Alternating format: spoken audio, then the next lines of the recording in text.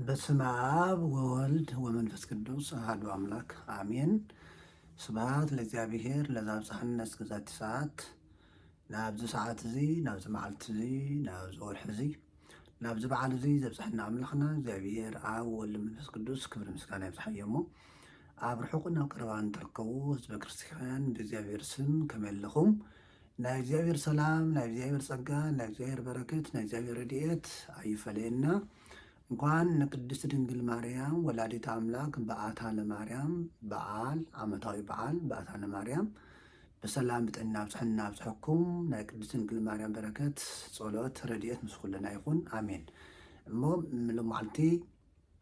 ምስ በዓታ ለማርያም በዓል ዝተተሓሓዘ ተወሰኑ ናይ መጽሓፍ ቅዱስ ቃላት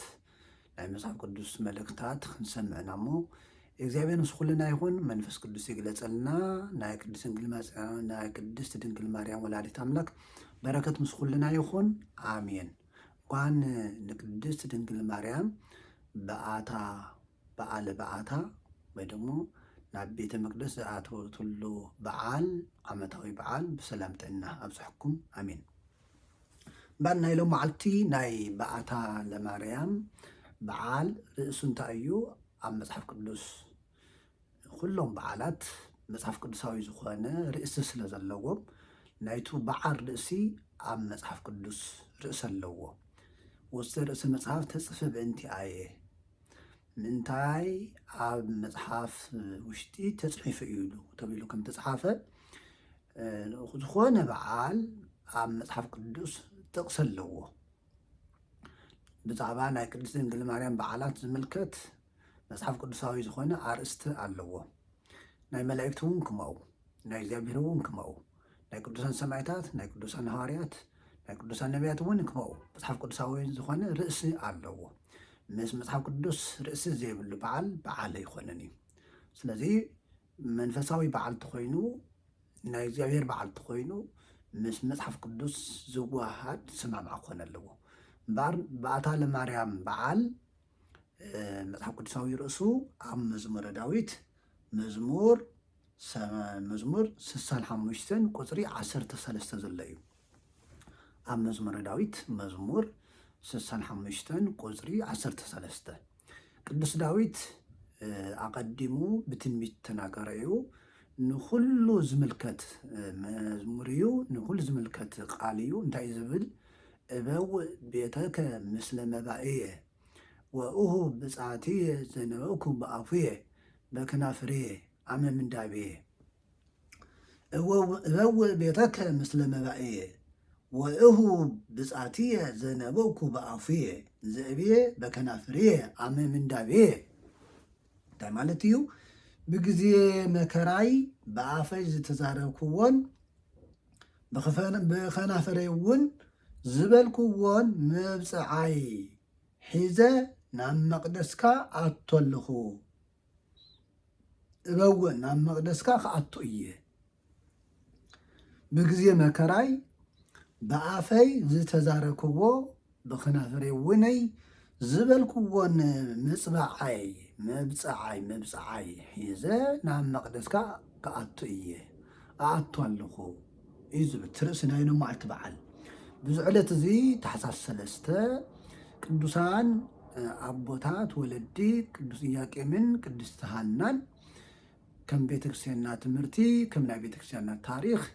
ንቅድስቲ ድንግል ማርያም ብመፅባዓ ስለ ዘወለድዋ ኣብ 3 ዓመታ ናብ ቤተ መቅደስ ከም ዝሃብዋ ናብ ቤተ መቅደስ ከም ዘረክብዋ ናይ ቤተክርስትያንና መጻሕፍቲ ይናገሩ። ስለዚ ቅዱስ ዳዊት እዚ ቃል እዚ ዝጠቐሶ ንኢያቄምን ሃናን ዝጥቕሲ እዚ መጽሓፍ ቅዱሳዊ ዝኾነ ጥቕሲ ናተናገሩ ናጸለዩ ናዘመሩ ንቅድስት ድንግል ማርያም ናብ ቤተ መቅደስ ከም ዘእተውዋ ዝናገር ስለ ዝኾነ ብምሉእ ስርዓተ ጸሎትና ናይ በዓታ ለማርያም በዓል ጸሎት ኩሉ ምስ በዓታ ተተሓሓዘ ስለ ዝኾነ እዚ መጽሓፍ ቅዱሳዊ ርእሲ ጌርና ክንርአና እሞ መንፈስ ቅዱስ ምስሉና ይኹን። እምበር ምስ ርእሲ እዚ ዝተሓሓዙ ከም ቤተክርስትያንና ትምህርቲ ከዓነይ ክንርአና ኣብዚ ርእሲ እዚ ሰለስተ ነገራት ክንርአና እሞ ብምስትውዓል ኮይንኩም ክትሰምዑ ንላቦ ኣብዚ ውሽጢ ርዚ እንታይ ኢና ንሪኦም ሓደ መፅባዓ እንታይ እዩ መፅባዓ እንታይ እዩ መጽሐፍ ቅዱስን ስርዓተ ቤተ ክርስቲያንን ስለ መፅባዓ እንታይ ይብል መብፅዓ መጽሐፍ ቅዱስን ስርዓተ ቤተ ክርስቲያንን ስለ መፅባዓ እንታይ ይብል ዝብል ክንርና ቀፂሉ በኣታ ለማርያም ብቅዱስ ያሬድ ድርሰት ዘሎ እንታይ ከም ዝኾነ ክንርአና እሺ እምበር መብፅዓ እውን ይብሉ መፅባዓ እውን ይብሉ መብፅዓ እንታይ እዩ መብፅዓ ማለት እንታይ ማለት እዩ ሓፂር መብፅዓ ማለት ኪዳን እዩ ኪዳን ምስ እግዚአብሔር ንገብሮ ቃል ምእታዊ እዩ ኪዳን ማለት መብፅዓ ማለት ምስ እግዚአብሔር እንገብሮ ቃል ኪዳን እዩ መብፅዓ ናይ መብፅዓ ዓይነት ከዓ ብዙሕ እዩ ብዙሕ ክኸውን ይኽእል እዩ ንዚ ክንሪአና እስመ መብፅዓትሰ ዘውስተ ሕግ ኪዳን ውእቱ ዘተካየደ ብእሲ ምስለ ፈጣሪሁ ለፈጽሞ ትሩፋት በርእሱ አው በደቂቁ አው በንዋዩ መብፅዓ ማለት ሓደ ሰብ ምስል ፈጣሪኡ ዝገብሮ ትሩፋት እዩ ትእዛዝ ኣይኮነን ሰብ ግዴታ መብፅዓ ክኣቱ የብሉን ትሩፋት እዩ ለፈጽሞ ትሩፋት ብርእሱ ብነብሱ ሓደ ቀፂሉ ብደቁ ኸውን ይኽእል እዩ ብንዋዩ ብገንዘቡ ኸውን ይኽእል እዩ ብርእሱ ማለት ሓደ ሰብ ብርእሱ መፅባዕ ክኣቱ ይኽእል እዩ እንታይ ማለት ብርእሱ ማለት ንእግዚአብሔር ንኸገልግል መብፅዓ ክኣቱ ይኽእል እዩ ሓደ ሰብ ሰብነቱ ንምሳሌ ብድንግልና ብምንኩስና ክነብር ይኽእል ብሓዳር ተወሲንካ ምንባር እውን ሓደ መብፅዓ እዩ ብደቁ ከዓመይ ንደቁ ከጋጥሞም ስለ ዝድል ነገር ዝደልዮ ትምኒት ደቁ ኣብ ዝደለዮ ሓሳብ ከም ዝደለዮ ክኾኑሉ ምእንታን ምስ እግዚአብሔር ቃል ኪዳን ክኣቱ ይኽእል እዩ ብዛዕባ ደቁ ቀፂሉ ብንዋዩ ኣብ ገንዘቡ እውነይ ካብቲ እግዚአብሔር ዝሃቦ ናይ እግዚአብሔር ውህብቶ ከመይ ገይሩ ክጥቀሙ ከም ዘለዎ ምሳሌ ቤተክርስትያን ከሰርሕ ድዩ ገዳማት ካንፅ ድዩ ነዳያን ከብልዕ ድዩ ዝኾነ ኣብ ገንዘቡ እውነይ ቃል ኪዳን ክኣቱ ይኽእል ምስ እግዚአብሔር ምሳሌ ብዙሓት ምእመናን ኣስራት ብኩራቶም ንክህቡ ቃል ኪዳን ይኣቱ እዮም ኩሉ ግዜ ማለት እዩ እኳ መፅባዓ እኳ ኣይኮነን ኣምላካዊ ትእዛዝ እዩ ኣስራት ብኩራት ምሃብ መፅባዓ ኣይኮነን ኣምላካዊ ትእዛዝ እዩ ግን ብዙሓት ምእመናን ከየቋርፁ ከይሕጉሉ ቃል ይኣትዉ እዮም ሓደ ንሱ እዩ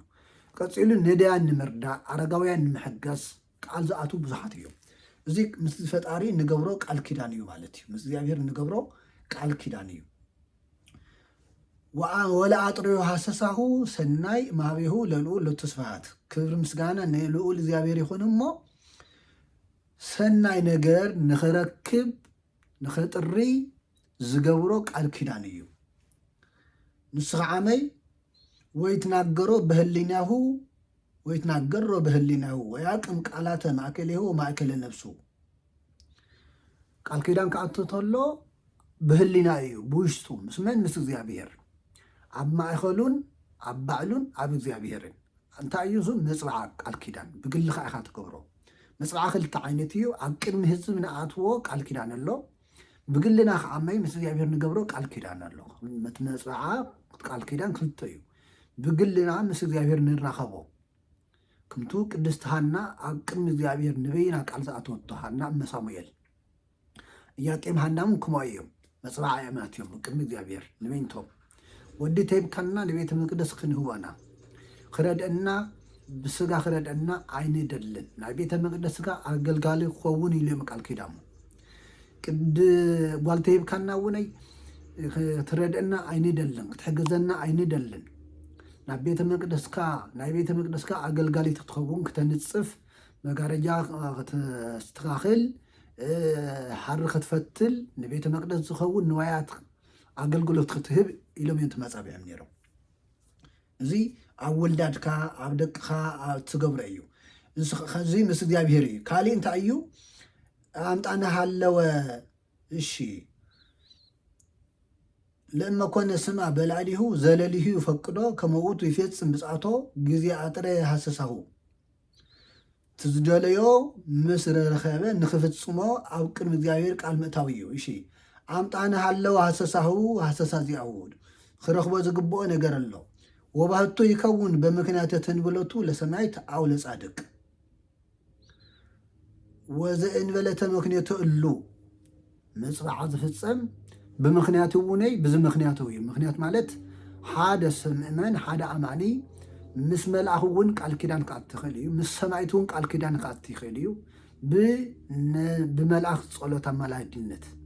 بسمعتات أمالادنت بقدس دنجل مريم صلوت أمالادنت قال كيدان قات تخليو قدس دنجل مريم بصلوتكي أمالجكي إزي جبر لي إلى يلو قال كيدان قات تخليو عطات صادق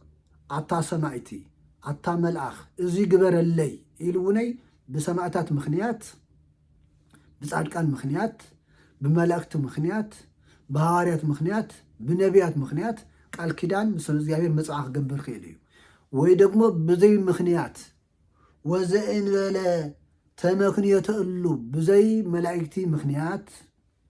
بزي صادقان سمعتات مخنيات وني مس እግዚአብሔር بقلو ጸሎት ገብር ኺሉ ቃል ኪዳን መጽዋዕክ አትይኸልዩ ማለት እዩ ክልተ ዓይነት ይፈጻጽመው በነቢያት ወነይ በቅዱሳን ወነይ ቀጠታ ምስ እግዚአብሔር ወነይ ማለት እዩ በቅድስት ድንግል ማርያም ጸሎት አማላድነቱን ክምሕፀን ይኽእሉ እዩ መጽዋዕክ አትይኸልዩ ብናታቶም ጸሎት በረከት ረድኤት ቃል ኪዳን ክፍጸመሉ ምእንታን ናይ ቅዱሳን ጸሎት ክሕግዘን እዩ ናይ መላእክት በቅዱሳን ጸሎት ተማሕጺኑ በቅዱሳን መላእክት ተራዳኢነት ተማሕጺኑ በቅድስት ድንግል ማርያም ጸሎት ተማሕጺኑ ወናይ ክፍጽመሉ ይኽእል እዩ እግዚአብሔር ንቅዱሳኑ እሙን ስለ ዝኾነ እግዚአብሔር ንቅዱሳኑ ስለ ዘይሕፍሮም ቅዱሳን ለሚነዎ እግዚአብሔር ስለ ዘይኽልክሎም ቅድስት ድንግል ማርያም ለሚናቶ ጠይቃቶ ዝኽልከላ ነገር የለን እግዚአብሔር አይኽልከላን እዩ ቅዱሳን መላእክት ወነይ ቅዱሳን ሐዋርያት ወነይ ከመው እግዚአብሔር በቅዱሳኑ ንቅዱሳን ይሕፍሮምን ሻካ አተወከሉ አበዊነ ወይ ታፍሩ አቦታትና በአኻ አሚኖም አይሐፈሩን ይዝብል እግዚአብሔር ንቅዱሳን ይሕፍሮምን ይሕፍሮምን ይፈልጥን እዩ ስለዚህ በቅዱሳን ጸሎት ወነይ ክትመተ ማሕጺኑ መጽባኽ አት ይኽእል እዩ ቀጠታ ብዘይ ቅዱሳን ጸሎት ወነይ ቃል ኪዳን ከአቱ መጽባኽ አት ይኽእል እዩ ይብልሞ ወበእንተ ዘይበጽእሰ በርእሱ ዘከመ ይበጽእ ጾመ ወጸሎተ አው ድንግልና ወምንኩስና አው ተግሶ መልወታትዩ ወዝንቱ በእንተ ዲህን እኩይ አው ለአጥርዮ ሰናይ ኣብ ርእሱ ጸሎት ዝኣቱ ኣብ ርእሱ መጽዓ ዝኣቱ ብግሉ ጸሎት ዝኣቱ ኣብ ህይወቱ ከዓመይ ክጸውም እየ ክጽልእ እየ ብንጽህና ክነብር እየ ኢሉ መጽዓ ክኣቱ ይኽእል እዩ ንኣዋጃት ኣጽዋማት ኣለዉ ካብኡ ከዓ ብወፃኢ ከዓሚ ናይ ትርፋት ጾም ክጸውም ይኽእል እየ ኢሉ ቃል ኪዳን ካቱ ጾም ጸሎት ማለት እዩ እዚ ከዓሚ ንምንታይ እዩ ተተባሂሉ ሰናይ ንምርካብ በረከት ንምርካብ ወተግሶ ምእልወታትዩ ወዝንቱ በእንተ ዲሂን ምእኩይ ካብ ክፉእ ነገር ንምርሓቅ ሓደ ሰብ እግዚአብሔር ሓግዘኒ ኢሉ ክምሕፀን ይኽእል እዩ እግዚአብሔር ሓግዘኒ እምበር ድሕረ ረጊም ናብዚ ኣይምለስን ናብዚ ክፉእ ስራሕ እዚ ኣይመልስን ናብዚ ክፉእ ሓሳብ እዚ ኣይምለስን ኢሉ ምስ እግዚአብሔር ቃል ኪዳን ከኣቱ ይኽእል እዩ እዚ ናይ ቤተክርስትያን መፅሓፍ እዩ ክማእዘዝ ዘሎ ናይ ቤተክርስትያን መፅሓፍ ፍትሐ ነገሥት ናይ ቤተክርስትያን ስርዓት ኣሎ አንቀጽ 18 ዘሎ ማለት እዩ አንቀጽ 18 ዘሎ እዩ ካብኡ እንታይ እዩ መፅሓፍ ቅዱሳዊ ዝኾነ መፅሓፍ ኣብ መፅሓፍ ቅዱስ ዘለዉ ሰባት ኣቦታት ናይ መፅሓፍ ቅዱስ ኣቦታት ከመይ መፅባዕ ይገብሩ ነይሮም ናይ መፅሓፍ ቅዱስ ኣቦታት እንታይ ዓይነት መፅባዕ ይፍፅሙ ነይሮም ከዓ ክንደና ኣብ መፅሓፍ ቅዱስ ዘሎ መፅባዕ እንታይ ዝብል ኦሪት ዘፍጥረት ምዕራፍ 28 ቁፅሪ 20 ቅዱስ ያዕቆብ ወዲ ይስሐቅ ምስ እግዚአብሔር ቃል ከም ዝኣተወ ንርኢ ኣምላኸ እግዚአብሔር ኣብ ስደት እናሃለወ እዩ ኣብ በረኻ እናሃለወ እዩ ከምዚ ዝበለ ኣምላኸ እግዚአብሔር ብሰላም ናብ ኣቦታተይ ናብ ኣቦይ ቤት ተመሊስካኒ ተሓሊኻኒ ተመጊብካኒ ዘለኒ ኩሉ ድህብካኒ ካብቲ ዝረኸብክዎ ኩሉ ኣስራት ክኸፍል እየ ኢሉ ቃል ኪዳን ኣትዩ ወይ ደግሞ መፅባዓ ኣትዩ እዚ ሓደ መፅባዕ እዩ ኣስራት ክኸፍል እየ ኢሉ ቃል ዝኣተወ ያዕቆብ እዩ ስለዚ ሓደ መፅሓፍ ቅዱሳዊ ምስ እዩ ካሊእ ናይ መፅባዕ ኣፈፃፅማ ኣብ ኦሪት ዘሌዋውያን ምዕራፍ 27 ኣሎ ሰብ መፅባዕ ኣትዩ ከመይ ገይሩ ክፍፅም ከም ዘለዎ ኣብ ኦሪት ዘሌዋውያን ምዕራፍ 27 ተቐሚጡ ኣሎ ኦሪት ዘሌዋውያን ምዕራፍ 27 ተቐሚጡ ኣሎ ኣነይና ክንርድኦ ድኽእልና ካሊእ ወዘበፃ ለእግዚአብሔር ወለቤተ መቅደስ ተባይተ አው አንስተ እምደጪቁ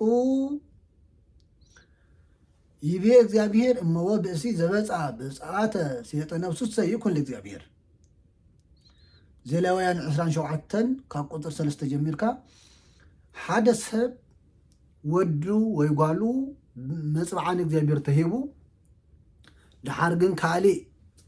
ሓሳብ ድሕረ መፅዎ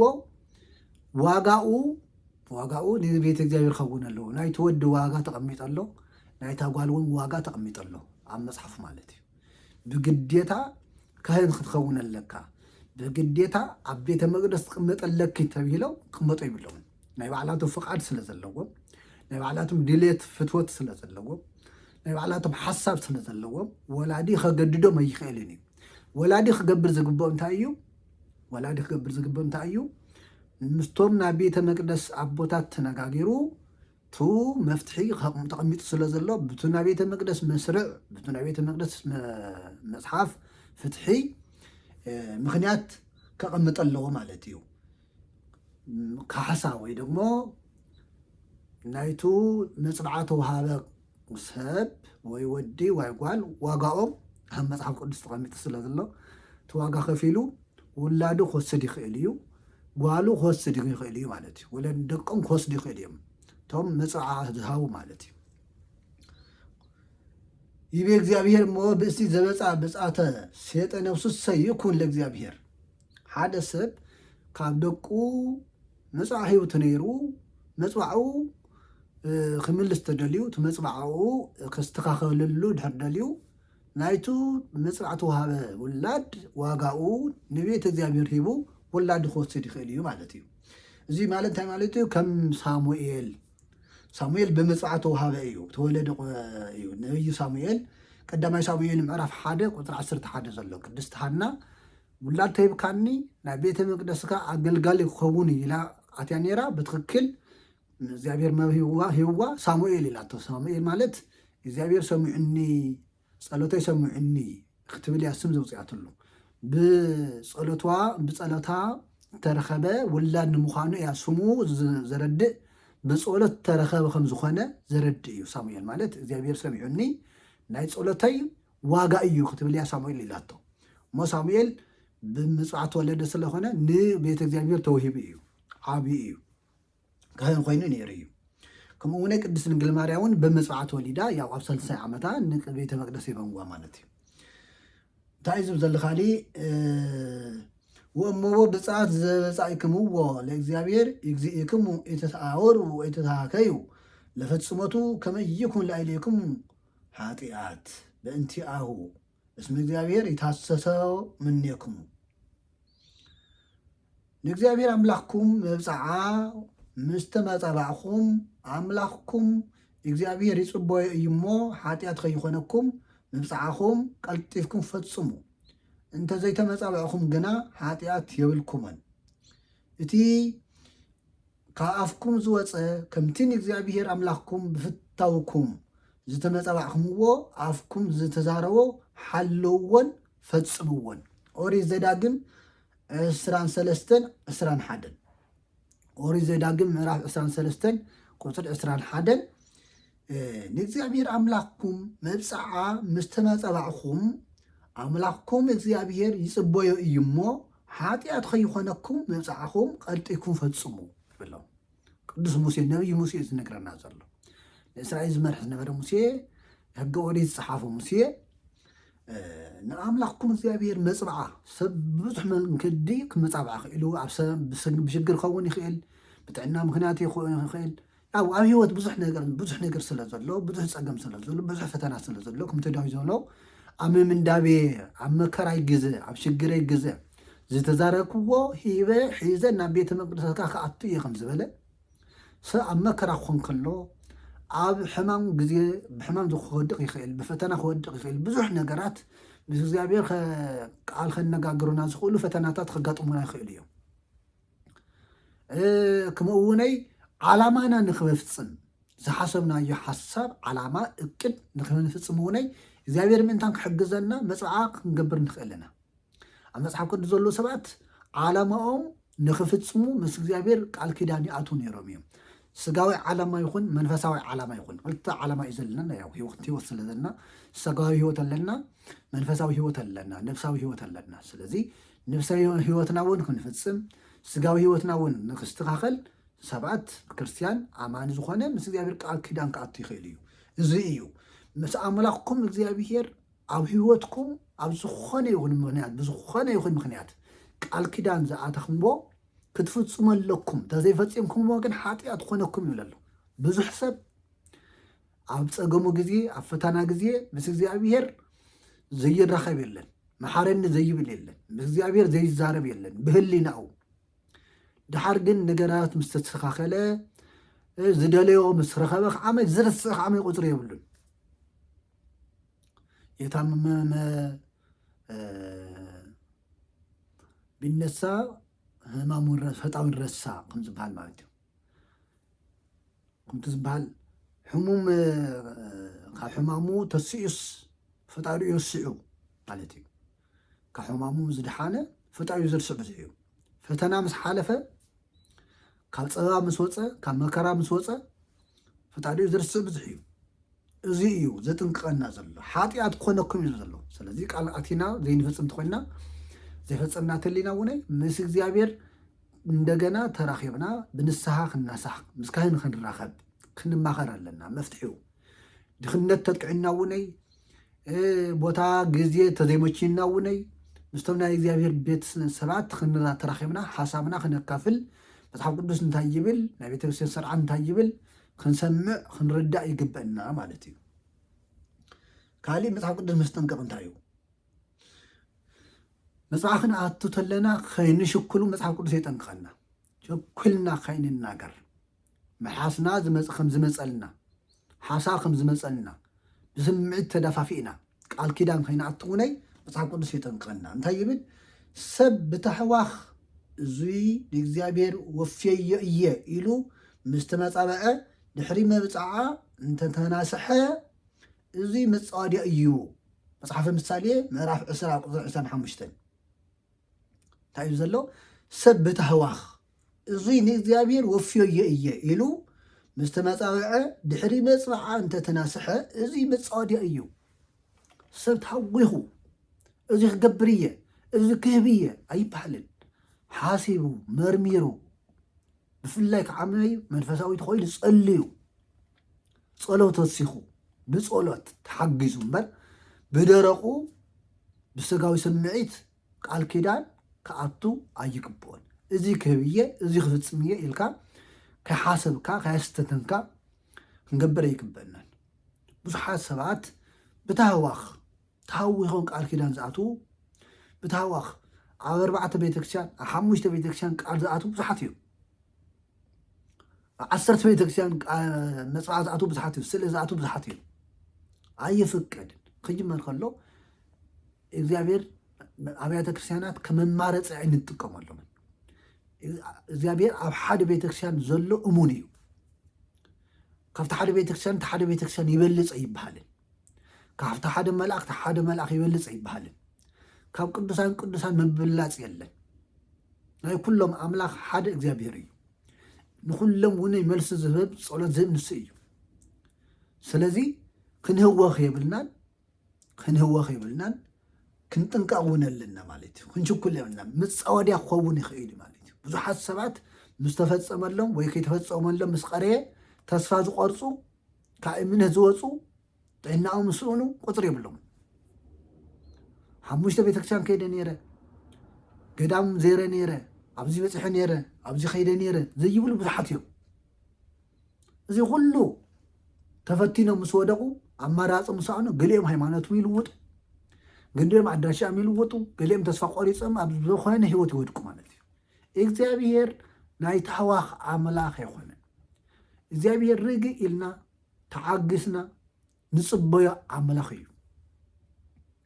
ክንጽበዮ ኣለና። ተጸበዩ እዩ ዝብል መጽሓፍ ቅዱስ ተጸበዩ ተጸቢኻ እዩ። ንቅድስት ሓና ኢያቄም ብዙሕ ዘመናት ብቃል ኪዳን ጸኒዖም ተጸቢዮም እዮም። ቅዱስ ዘካርያስ ቅድስቲ ኤልሳቤጥ ተጸቢዮም እዮም። ቅዱሳን ኣቦታት ንብዙሕ ዘመናት ንኣብርሃም ንሳራ ተጸቢዮም እዮም። ኣይሰኮሎም ከይሸኮሉ ማለት እዩ። ስለዚ ኣብ ህይወትኩም ግዴታ ኣብ ዘመን እዚ ኣብዚ ዓመት እዚ ኣብዚ ወርሒ እዚ ኮነለ የለዎ ኢልኩም ምስ እግዚአብሔር ክትተላለኹ ኣይፍቀድን። እግዚአብሔር ናይ ባዕሉ ግዘ ገደብ ኣለዎ። ግዜ ገብር ለእግዚአብሔር እግዚአብሔር ስራሑ ዝሰርሐሉ ናይ ባዕሉ ቀመር ኣለዎ። ብናይና ቀመር ኣይጓዓዝን እግዚአብሔር። ንሕና ብእግዚአብሔር ቀመር ንጓዓዝ እምበር እግዚአብሔር ብናይና ቁፅሪ ብናይና ኣቆፃፅራ ብናይና ቀመር ኣይጓዓዝን። ብናይና እቅድ ኣይጓዓዝን። ናይ ባዕሉ ሓሳብ ኣለዎ። ናይ ባዕሉ ላዕላዊ ዝኾነ ባዕሉ ላዕላዊ ዝኾነ ኣምላኽ ስለ ዝኾነ ንስኹም ደላይ ዝግብር ኣምላኽ ስለ ዝኾነ ስለዚ ኣብዚ ክንጥንቀቕ ኣለና። ከምቶም ተሃዊኾም ቃል ኪዳን ዝኣተዉ ሓደ ኣሎ። ምሳሌ ዮፍታሔ ዝበሃል መጽሓፈ መሳፍንት 11:31 ዘሎ ኣብ መጽሓፈ መሳፍንት ዮፍታሔ ዝበሃል ኣሎ። ተሃዊኹ ቃል ኪዳን ዝኣተወ ዮፍታሔ ካብቶም ናይ መሳፍንት ሰባት ሓደ እዩ። እንታይ ኢሉ ነይሩ ዮፍታሔ? ናብ ጦርነት ከተሎ ምስ ኣሕዛብ ክዋጋእ እየ፣ ምስ ኣሕዛብ ተዋጊኤ ኣሕዛብ ደቂቀ ኣሞን ዝበሃሉ ወይ ናይ ኣሞን ናይ ኣሕዛብ ዘርኢ ንኣቶም ኣሸኒፈ ብሰላም ተተመሊሰ ኣምላኸይ እግዚአብሔር ሓይሊ ተሂብካኒ፣ ረድኤት ተሂብካኒ፣ ኣሸናፊነት ሓይሊ ተሂብካኒ፣ እቶም ኣሕዛብ ኣሕሊፍካ ናብ ኢደይ ተሂብካኒ፣ ብሰላም ንዓደይ ተተመሊሰ፣ ሰላም ናብ ቤተሰበይ ናብ ገዛይ ተተመሊሰ በለ። ካብ ገዛይ ቀዲሙ ዝተቐበለኒ ክስወአልካ እየ በለ። መን ከም ዝቕበሎ ኣይሓሰበን ኣይተረደን። ካብ ገዛይ ቀዲሙ ተቐበለኒ ከልቢ ድዩ ክቕበሎ፣ ብዕራዩ ድዩ ክቕበሎ፣ በጊዕ ድዩ ክቕበሎ፣ ሰብ ድዩ ክቕበሎ እዚ ኣይሓሰበን። ኣቦታት እንታይ ይብሉ? ብልማድ ካብ በረኻ ክምለስ ከሎ ኩሉ ግዜ ዝቕበሎ በጊዕ ነይርዎ እሞ በጊዕ ማለቱ እዩ ቱ ኩሉ ግዜ ዝቕበሎ በጊዕ ማለቱ እዩ ይብሉ። ዮፍታሔ ግን ከምዚ ኢሉ በጊዕ ኣይበለን። በጊዕ ክስዋእካ ኣይበለን፣ ክስወአልካ እየ ከቕረበልካ ኣይበለን። ኣቐዲሙ ዝተቐበለኒ ክስወአልካ ኢልዎ። ኣሸኒፉ ክምለስ ከሎ እግዚአብሔር ሓይሊ ህብዎ፣ ጉልበት ሂልዎ፣ ረዲእዎ። ኣሕዛብ ኣሸኒፉ ክምለስ ከሎ ጓሉ ኸበሮ ናውቅዐት ዓቦይ ኣሸኒፉ ተዓዊቱ እናበለት ኸበሮ ናውቅዐት ተቐቢላቶ። ጓለይ ሓዚኑ ደንጊፁ ጓለይ ኣጨኒቅክኒ ኣዋሪድክኒ እንታ ኮይንካ ከምዚ ኢለ ቃልኣት ነይረ ቀዲሙ ዝተቐበለኒ ክሰውአልካ እየ ኢለ ቃልኣት ነይረ። እዚ ጥንቃቄ ዝጎደሎ መፅባዓ ይበሃል። ስለዚ ከምዚ ዓይነት መፅባዓ እውን ከይህሉ መጽሓፍ ቅዱስ የጠንቅቐና። መፃወድያ ዮፍታሔ ኣብ መፃወድያ ይወዲቑ ማለት እዩ። መፃወድያ ካሊእ እንታይ እዩ የጠንቅቐና መጽሓፍ ቅዱስ? መጽሓፍ ቅዱስ የጠንቅቐና ንእግዚአብሔር እንተተመፃባዕኻ ንምፍፃሙ ኣይትደንጉይ፣ ብዓያሹ ደስ ኣይብሎን እዩ እሞ ነቲ ዝተመፃባዕኻዮ ፈፅሞ፣ ንዘይተፈፅሞ ካብ ምብፅባዕ ዘይምብፅባዕ ይሕይሽ። መጽሓፈ መክብብ ምዕራፍ 5 ቁጥሪ 4 ንተመፃባዕኻዮ ንእግዚአብሔር ክገብሮ እየ ክህብ እየ ዝበልካዮ ፈፅም። እግዚአብሔር ብዓያሹ ደስ ኣይብሎን እሞ ዓሻ ይኮነን ማለት እዩ። ኣይትደንጉይ፣ ዝተመፃባዕኻዮ ፈፅም፣ ንዘይተፈፅሞ ካብ ምፅባዕ ቃል ካብ ምእታው ግን ዘይምምፅባዕ ይሕይሽ ይብለና ኣሎ። መጠንቀቕታ ማለት እዩ። ናይ መፅባዓ መጽሓፍ ቅዱሳዊ ትምህርቲ እዚ እዩ ማለት እዩ። ብመጽሓፍ ቅዱስ መፅባዓ እንታይ ማለት እዩ? መጽሓፍ ቅዱስ ብመጽሓፍ ቅዱስ ብዛዕባ መፅባዓ እንታይ ይብል ዝብል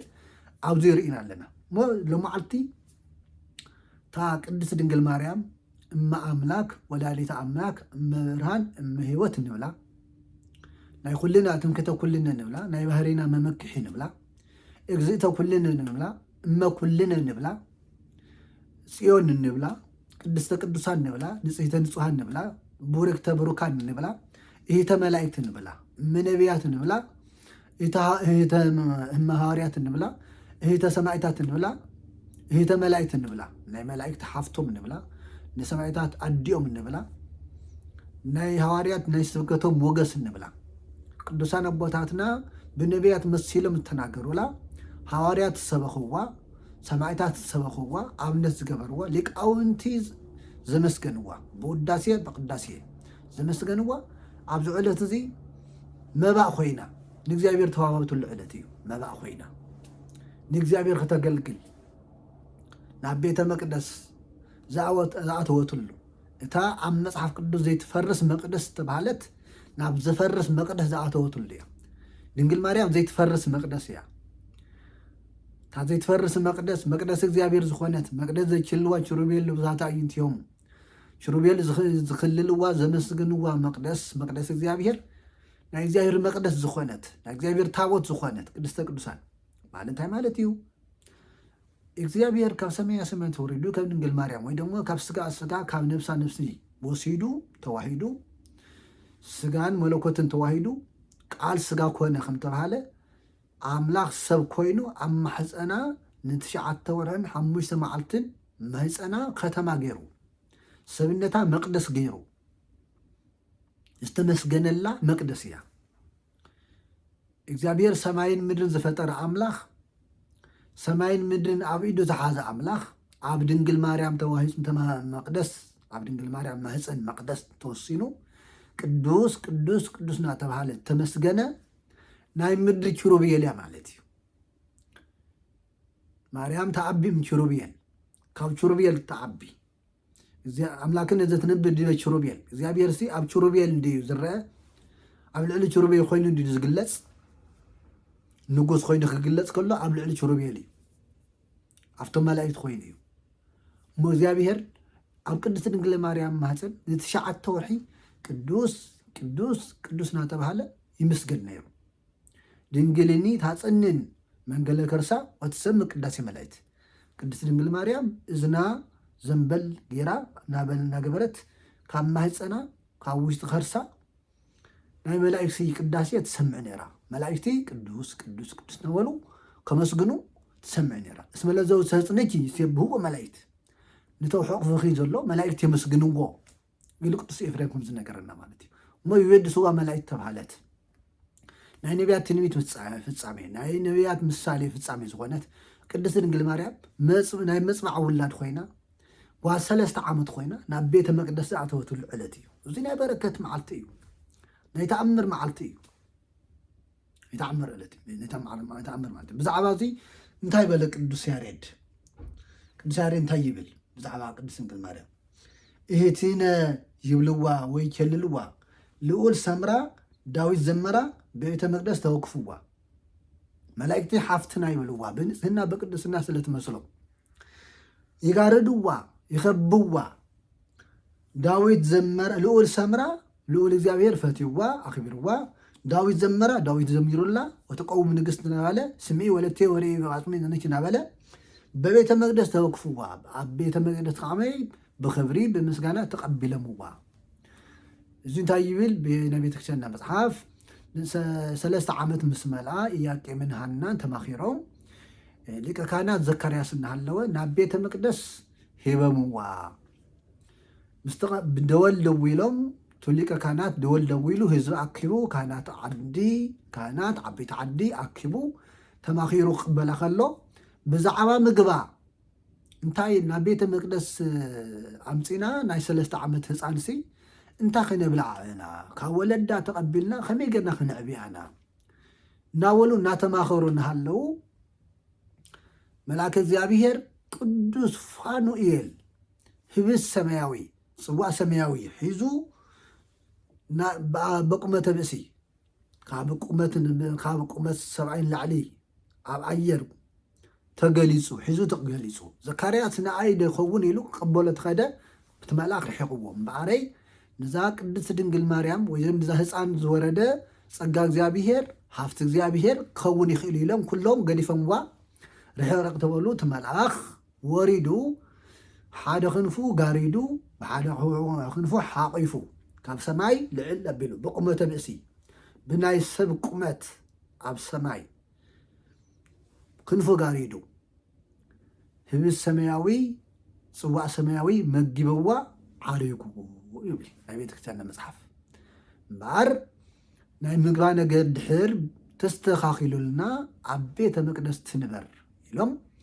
نبيت مقدس اتنوا بيت مقدس مالت ناي مسكانا بوتا مالتيو دناقل إسرائيل زقلقلالو بيت مقدس الله كتاتا نفت مسوي بوتا مالت يخونن عبيت مقدس كم زقلقلا مصحف قدسي نقرنا دناقل إسرائيل زقلقلالو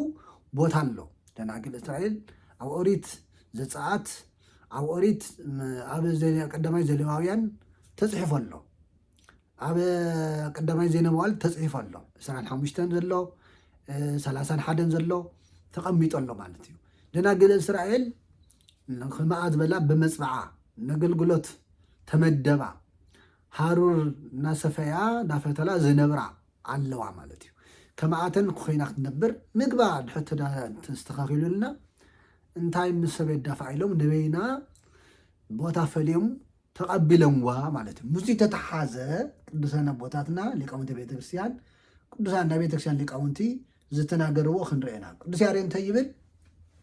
نصيتا نصحان كوينا كمتاو تدر زسينا وسبيت مقدس نبرت بقدسنا سيسايا هبستمنا وستيها ستيا لبونا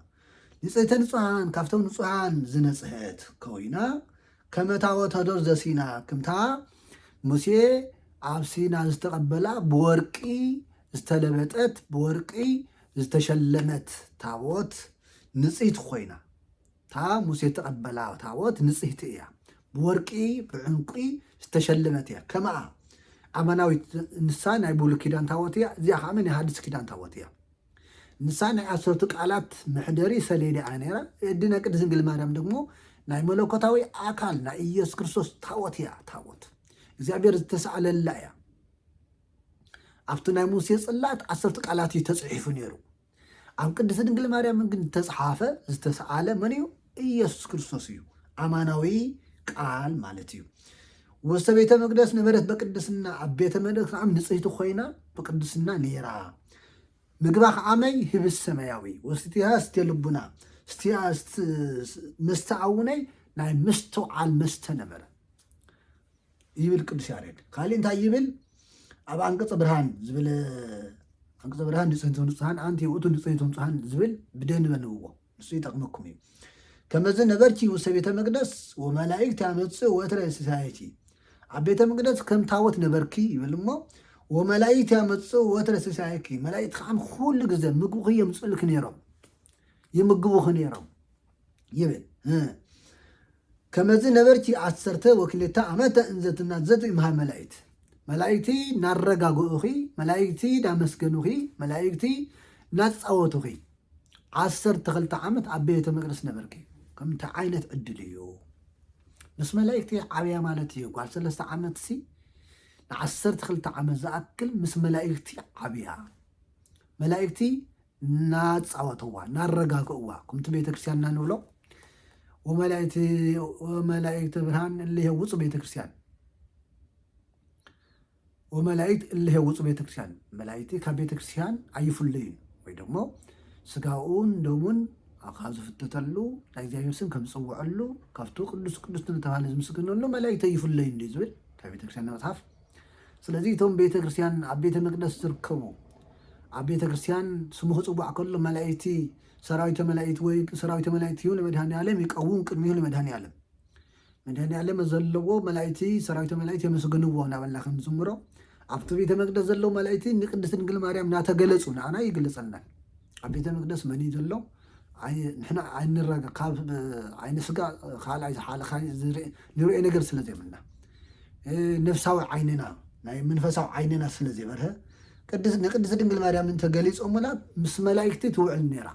مس ملائكتي تحدر نيرا ملائكتي يصوتوا نيرو ملائكتي مسيد يغلصوا نيرو نخندي عام زاكل 10 تخلت عامت 10 تخلت ساعات يخونن 10 تخلت وحي يخونن ني 10 تخلت عامت زاكل مس ملائكتي سلازي سم كم زو على يزخونكو مس ملائكت وعلك ملائكات خون نزيقو مثل نصوح تخون مثل صادق تخون صحاب قدو تايت ولا داويت مثل صادق توعلك صادق تخون مثل نصوح توعلك نصوح تخون داي ولا بوتاتسي فرها زيابير حزيب الله خوينكا نافتهم فرها زيابير ضلوا سبعة خيد لساعة قبعتهم فرها زيابير تمهارخا مس فرها زيابير ضلوا ستوعلك فرها زيابير يحدرك مش جكان توعلك جكان خاتخون مسمن كم توعل نجرنمو من مخانك خنجرك كايبال معنا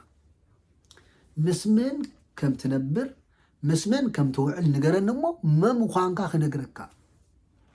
نزيو حزبنا سلام سعانة انتهي خمس سمع ذلو سلن فلطيو سب كم زسمعو كم زرعيو مسم كم وعلتو يتخون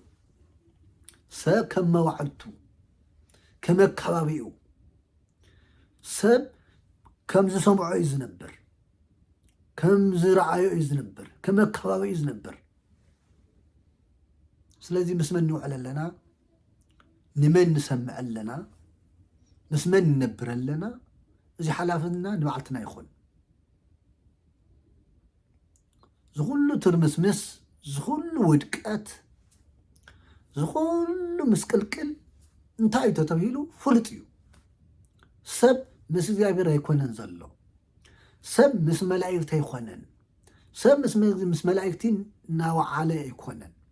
ሰብ ምስ ቅዱሳን ናወዓለ አይኮነን ህፃናት ምስ እግዚአብሔር ናዓበየ ይኾኑን ህፃናት ምስ መላእክቲ ናወዓሉ ናሓዶሩ አይኮነን ናይ ሰብ መኽፈቲኡ ቃል እግዚአብሔር አይኮነን ዝማሬ አይኮነን ምስጋና አይኮነን እምነት አይኮነን መኽፈቲኡ ሁሉ ግዜ ኻሊ እዩ ሰሎሞን ታይ ዝበለ بحاتيات كيتودق ناي دفرت حاتيات كيتسرح نافكا حرنة يتحبو بسقاقا حاتيات كيتسرح نافكا حرنة يتحبو اب زمن ازي ازي حاتيات يلنا نصيفو نجر له دو ازي حاتيات يكفرئ يبلين ازي حاتيات يكسمع يبلين إتيسي حاتياتي كزارو يلين الناس نقدفو نقر له دوب زمن زي ستولد رايو استي عالم استرايو عالم تصيفو نقر تايني يستي زي حاتيات خي يخونني زي دفرت خي يخونني زي مقصفت خي يخونني زي حمام كي يخونني سلام كي يسنني بركات كي يسنني رديت እግዚአብሔር كي يسنني لنا نقدفو نقر نهنا دو عب زمن زلنا حزبي عب زمن زل ولدو إذا يصيفيو نصيفو نجر اللدو حزبنا كو تصيفو نجر اللدو كو نوري لنا كو جزية تاريخي تصيفو نجر اللدو نمتاي تبعاله سب كم مسمع كم وعالي يزخون كم زوعالي يزخون قدست دنجا ماريم نصيت نبلا قدست نبلا سلاماويت نبلا قدست نصوان نبلا مس ملائكتي هيوت سلتلامدت يا منفساوي هيوت እግዚአብሔራዊ ህይወት ዘላለማዊ ህይወት ናይ ቅድስና ህይወት ናይ ንጽህና ህይወት ናይ ሰላም ህይወት ናይ ርህራሄ ህይወት ካብ መላእክቲ ተላሚዳ ንዚያ እቲ ነይብልዋ መላእክቲ ሓፍትና ናበልዋ ይምዕብየንዋ ሓፍትና ናበሉ ብንጽህና ከባቶም ሰዓቶም መሲላ ስለዝኾነት ብንጽህና ስለተመስሎም በቅድስና ስለተመስሎም እህትና ይብልዋ ወይ ከልልዋ ይብል ቅዱስ ያሬድ ማለት ነው። ኻሊታ ይብል ስትያኪኒ ህስቲ ህይወት ኡቱ ወመክኒ ህብስ ሰማያዊ ስትሪ ና ህይወት ስተዩ መስተዩ ወመብልክኒ ህብስ ሰማያዊ ምግቡን ሰማያዊ ይሕብስቲ እዩ እንታይ ማለት እዩ ኣብ ሰማይ ዘስንከት ነገር ኣብ ሰማይ ጽቡቕ ነገር ማለት ይኾነን بجبر أملاكاوي بجابر فقعد بجابر بترخبة مالتيو إسرائيل 4 عام زمجر أملاكي إسرائيل 4 عام خميجر مجيوون كم تمسيو بجابر كم تمسي خايب بالني بجابر كعلي كله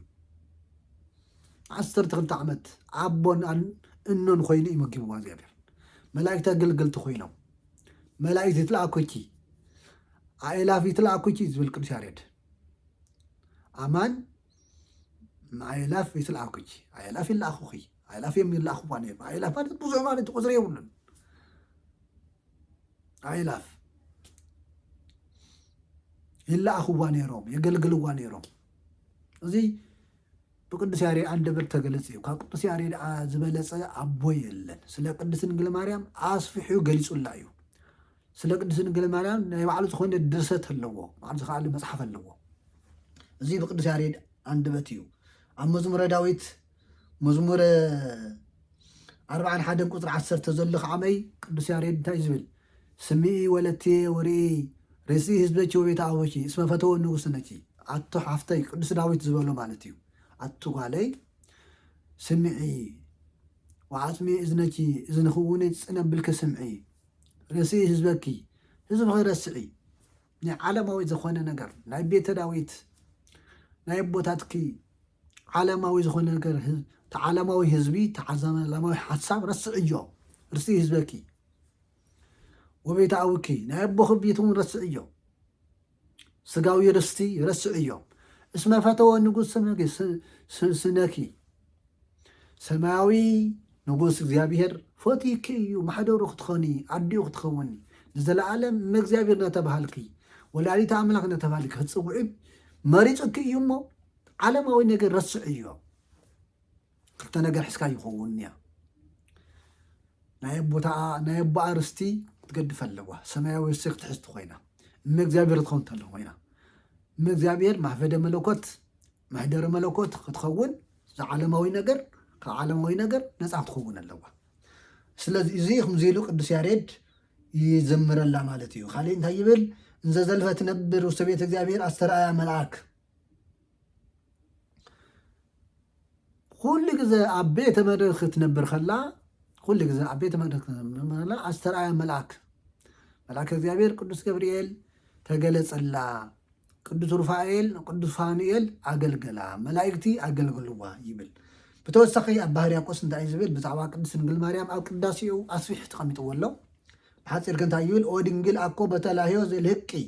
ከመ ኣዋልድ ዕብራውያን እላ ያገዝፋ ክሳዶን ኣላ በቅድስና ወበንጽ ውስተ ቤተ መቅደስ ነበርኪ ቅድስት ድንግል ማርያም ብፀዋታ ብዓለማዊ ፀዋታ ዓበኽን ከመ ኣዋልድ ዕብራውያን እላ ያገዘፈ ክሳዶን بعالماوي زفن بعالماوي صواتا كم زعابيا كم إبراويان كم إسرائيليان أوالد عابخن سقاوي نجر بعالماوي صواتا عابخن الله بقدسنا وبنس وسبيتنا نبرك بقدسنا بنسنا أبيت مقدس نبرك مبر نعمله يمسجنا كل جزء أب قداسي سلن سمو قداسي مريم كتصل خلنا قداسي مريم أو قداسي كتصل خلنا كل جزء نسمع هنا زيو አቦታትና ብዛዕባ ናይ ቅድስት ድንግል ማርያም ኣተዓባብያ ብድርሰቶም መንፈስ ቅዱስ ገሊጹሎም ቅዱስ ያሬድ ይኹን ብዙሓት ቅዱስ ኤፍሬም ይኹነይ ቅዱስ ያሬድ ቅዱስ ኣባ ሕርያቆስ እዚኣቶም ካብቶም ስለ ቅድስት ድንግል ማርያም ኣተዓባብያ ብንጽህና በቅድስና ከም ዝዓበየት ምስ እግዚአብሔር መላእክቲ ከም ዝዓበየት ኣብ ቤተ መቅደስ ከም ዝዓበየት ዝነግሩና ኣቦታት ብዙሓት እዮም ግን ካብኣቶም ግን ዞም ሰለስተ እዚኣቶም ببزحي أو قلقلت نصبوعهم زي أتوميو كوقع أو زعلت زي ملك مريم زبها لله ملك مريم زبها لله أنت عايزبل سلام لعبراكيشي لسرعة الأول زي أستبركها إما أموها وجي بسعى والسأوريتاوي تايكا عبوخن النخين مصبع عيلوم لاب أوريتاويت مقدس كابزاوه خجميرو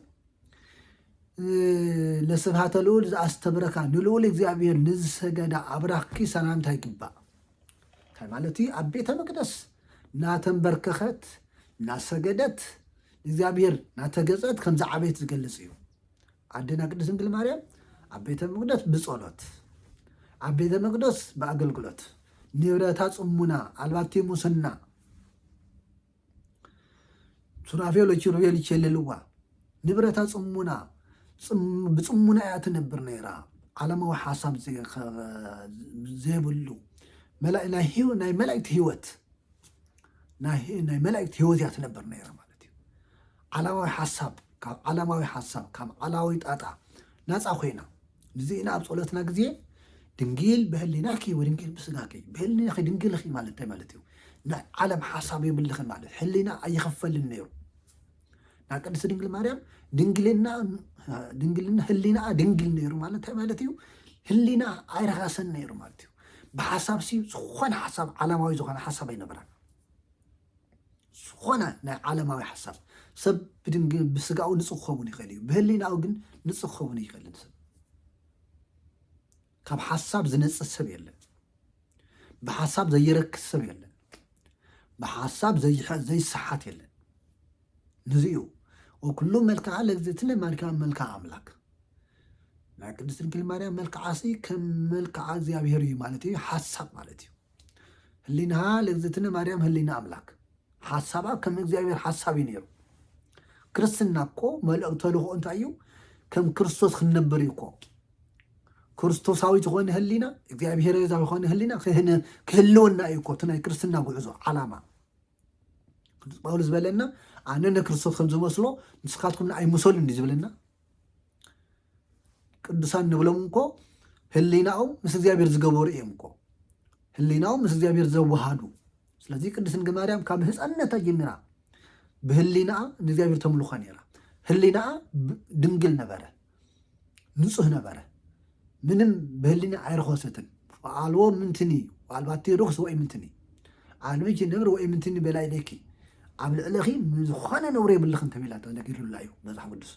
ኣብ ልዕሊናኺ ዝኾነ ነገር ነውር የብልኽን ተቢላ ከምታ ነገረት ቅድስት ድንግል ማርያም ሆነይ ንጾነታ በአማላድነታ ናና እውን ከምቱ ንሳ ናብቲ ዝበፅሕቶ ፀጋ ክንበፅሕ ጸሎታ ልመና ኣይፈለየና እንኳን ነብፅሐኩም ናይ ቅድስት ድንግል ማርያም በረከት ረድኤት ምስ ኩልና ይኹን ኣሜን